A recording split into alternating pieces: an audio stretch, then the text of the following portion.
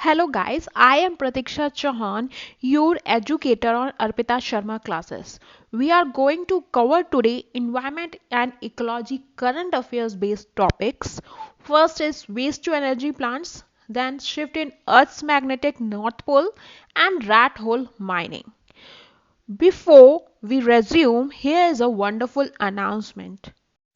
New UPSC CSC GS batches for UPSC CSC aspirants starting from 8th February 2021.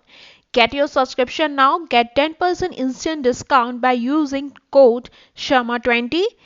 Top Unacademy educators will cover the important concepts for UPSC CSC prelims, and these courses will be helpful for aspirants preparing for UPSC CSC exams. UPSC CSC aspirants at any stage of their preparation will be benefited from these courses. The course will be covered in bilingual Hindi and English. Do not miss this opportunity. Enroll now. Link is given below in the description box. Subscribe now. As we are discussing from earlier like environment and ecology topics, so today's topic is waste to energy plants, shift in Earth's magnetic north pole, rat hole mining. Let us discuss it. So our first topic is waste to energy plants. Why is in this news? Because Karnataka government ने foundation stone laid किया है जो कि है 1.5 megawatt waste to energy plant near Bidadi. मतलब Karnataka government ने 11.5 megawatt का plant लगाया है जो कि वेस्ट टू एनर्जी कन्वर्ट करेगा, जो कि है near Bidadi, that is in Karnataka. Okay, अब इस प्लांट के बारे में जानते हैं। ये प्लांट जो है expected to process 600 tons per day of inorganic waste. 600 tons जो है per day inorganic waste process करेगा। और जो सिटी ऑफ बेंगलुरु है वो जनरेट करती है 5000 tons of waste daily.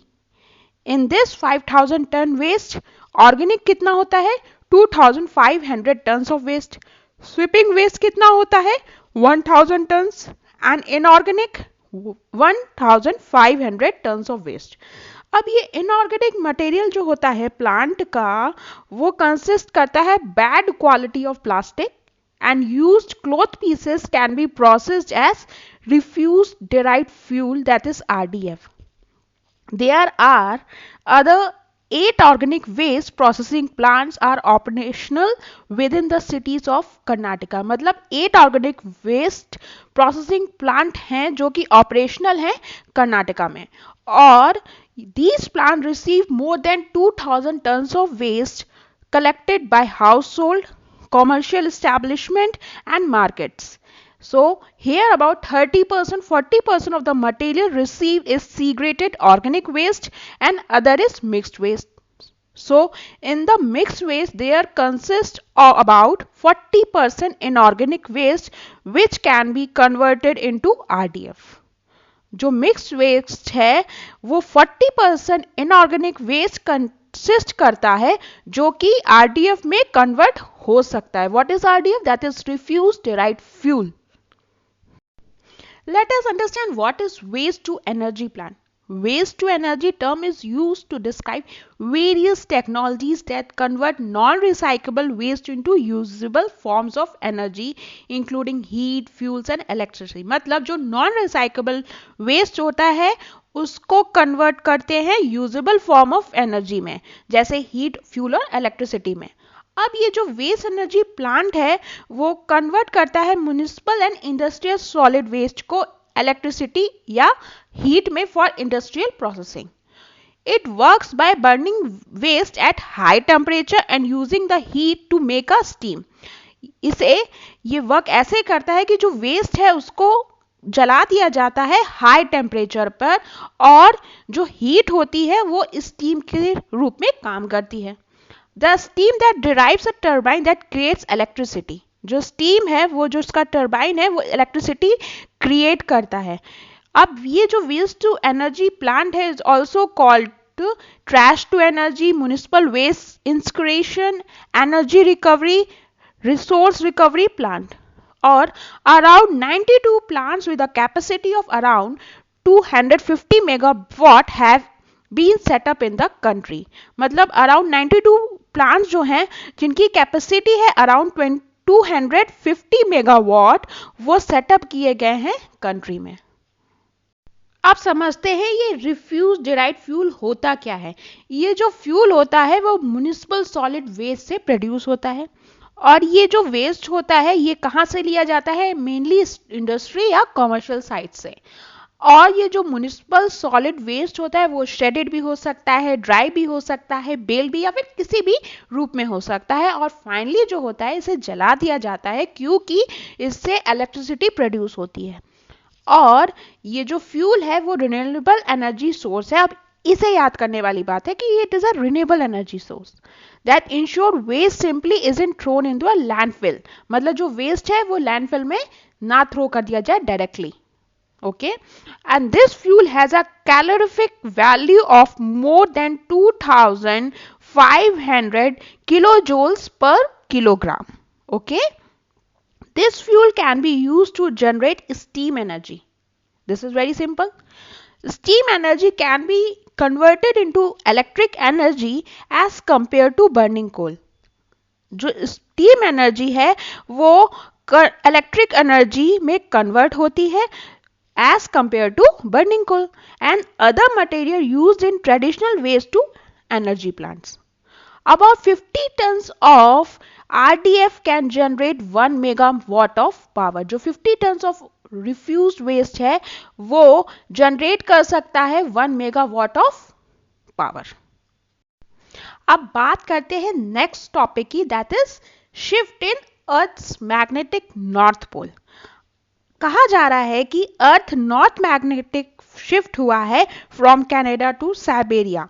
Scientist believe करते हैं उनके पास एक्सप्लेनेशन होगा towards drastic shift in earth's magnetic north pole from Canada to Siberia in Russia. Since 2000 से रेट ऑफ मूविंग जंप किया है अबाउट 9 मील्स और 14.5 kilometre to 34 miles, that is 55 kilometer a year. You can see in this image that north magnetic pole is heading from Canada to Siberia और international date line को cross किया है. ये rapid motion और जो कुछ और शिफ्ट्स हो रहे हैं इन अर्थ्स मैग्नेटिक फील्ड, साइंटिस्ट को फोर्स किए टू स्टडी और revise the magnetic models that guide navigation. It is becoming most important news in terms of geoscience, that is shift in earth magnetic north pole जो है वो most important news बन रही है in terms of geoscience. So 1990 में पोल shift होना start हो गया और 2017 में इंटरनेशनल डेट लाइन को क्रॉस कर लिया. अब ये जो प्रोजेक्ट है वो doctor Phil Livermore at the university of Leeds के द्वारा लेड किया गया.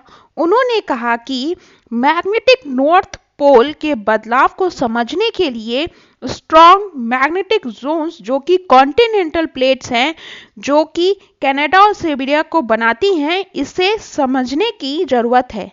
पर ये अभी कांस्टेंट टग ऑफ वॉर की स्थिति में है एक दूसरे से.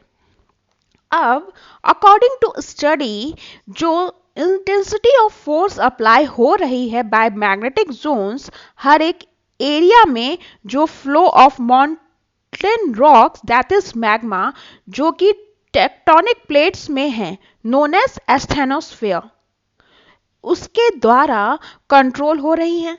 इस फ्लो के कारण मैग्नेटिक फ्लक्स इंपैक्ट हो रहा है.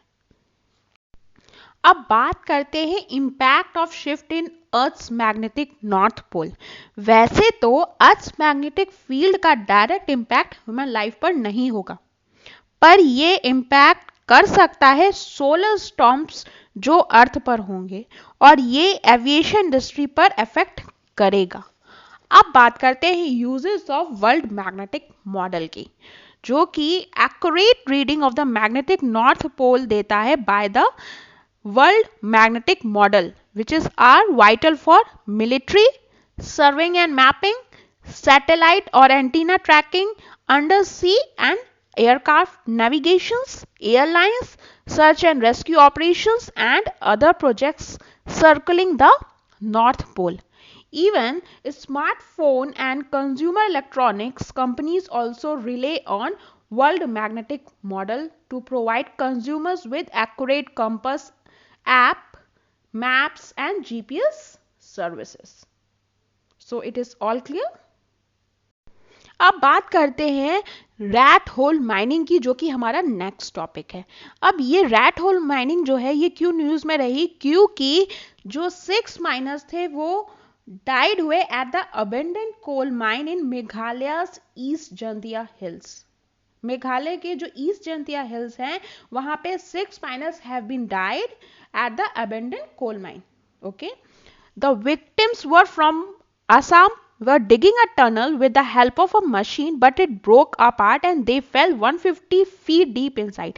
मतलब जो विक्टिम थे वो असम के रहने वाले थे और वो टनल को डिग कर रहे थे with the help of machine की हेल्प से डिग कर रहे थे, और बट वो ब्रोक हो गई और अलग हो गई, जिसकी वजह से वो 150 फीट डीप इनसाइड चले गए। Okay, this type of incident happened earlier in 2018 also. A coal mine in Meghalaya East Jantia Hills collapsed, trapping at least 15 workers who are feared dead. Okay, it has thrown a light on dangerous procedure known as rat hole mining. That is why it is in news. Let us discuss what is rat hole mining. It involves digging of very small tunnels, usually only 3 to 4 feet high, which workers, often children, enter and extract coal. मतलब एक small tunnel बनाया जाता है, मतलब काफ़ी small tunnel बनाया जाता है डिग करके, जो कि 3 to 4 फीट हाई होता है, जिसमें वर्कर्स या फिर चिल्ड्रंस अंदर जाते हैं और कोल को एक्सट्रैक्ट करते हैं। और ये दो टाइप का होता है, साइड कटिंग और बॉक्स कटिंग। साइड कटिंग में क्या होता है, एक नैरो टनल बनाया जाता है ऑन द हिल स्लोप और वर्कर्स उसके अंदर जाते हैं जब तक वो कोल सीम को धूल नहीं लेते हैं। जो कोल सीम है मेघालय की वो काफ़ी थिन है और लेस देन 2 मीटर है in most of the cases. अब बॉक्स कटिंग क्या होता है, इसमें रेक्टेंगुलर ओपनिंग बनाई जाती है जो कि 10 to 100 स्क्वायर किलोमीटर वेरी करती है। अब through this a vertical pit 100 to 400 feet deep is dug. Okay, अब जब एक कोल सीम बन जाती है या फाउंड हो जाती है तब रैट होल साइड टनल डग किया जाता है हॉरिजॉन्टली, जिसमें वर्कर्स एक्सट्रैक्ट करते हैं कोल को। So it is all about rat hole mining. So let us understand why rat hole mining is banned and what is the reason behind it. National Green Tribunal ने 2014 में इसे ban किया फिर से, लेकिन उसे फिर से बैन किया 2015 में। किस ग्राउंड पे? उन्होंने समझा कि ये जो प्रैक्टिस है वो अनसाइंटिफिक है और वर्कर्स के लिए अनसेफ है। बट बैन होने के अलावा वो भी जो मेघालय में जो कोल माइनिंग हो रही है, that is rat hole mining, वो प्रोसेस हो रही है, इसमें कोई बैन नहीं आया है। They are not following the rules. So अब इसका इम्पैक्ट क्या पड़ा है, जो कोपली रिवर है जो कि मेघालय से असम तक फ्लो करती है, उसका जो पानी है वो एसिडिक हो रहा है। अब वाटर का जो हाई कंसंट्रेशन हो रहा है सल्फेट में, आयरन में और toxic heavy materials, low dissolve oxygen and high biological oxygen demand हो रही है, जिसकी वजह से जो वाटर की क्वालिटी है वो डिग्रेड या फिर कम हो रही है। अब जो रोड साइड डंपिंग हो रही है कोल की, वो air, water and soil pollution भी कर रहा है और कांस्टेंट रिस्क ऑफ केविंग और फ्लडिंग और even heavy rainfall is having. Okay, so it is all about rat hole mining. So we have discussed more topics related to environment and ecology, current affairs. So hope you understand. Thank you.